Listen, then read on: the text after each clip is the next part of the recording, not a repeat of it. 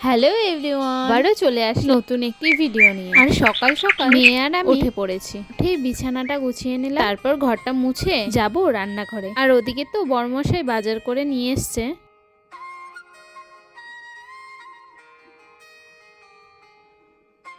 আর এদিকে দেখো আমার ভাতটাও হয়ে গেছে। চলো মাছটা এখন ধুয়ে ফেলি, তারপর রান্না বান্না তাড়াতাড়ি শুরু করে ফেলি। এদিকে মেয়ে যাবে খেয়ে দিয়ে স্কুল, আর ওদিকে যাবে বর্মশাই কাজে। আর আমি রান্না করছি সকালের আর দুপুরের জন্য। আর প্রত্যেকদিন তো রাতে কিছু না কিছু রান্না করতেই হয়। আর আজ এনেছে পলি মাছ, পাবদা মাছ, আর এদিকে আবার শাকও এনেছে। পলি মাছটা আমাদের জন্য আর পাবদা মাছটা আমার মেয়ের জন্য, কারণ পলি মাছে তো খুব কাটা থাকে, ও তো খেতে পারবে না, সের জন্য। আর দুরকম করে তরকারি করতে আমার একদম হাতে সময় ছিল, এর জন্য এক তরকারিতে দুরকম মাছ। আর আজ ফলি মাছটা বানালাম সজনে ডাঁটা আলু দিয়ে। আর আমার ছোট ছোট মিনি ব্লগগুলো কেমন লাগে তোমরা প্লিজ জানিও। আর এদিকে আমার মাছের ঝোলটা হয়ে গেল।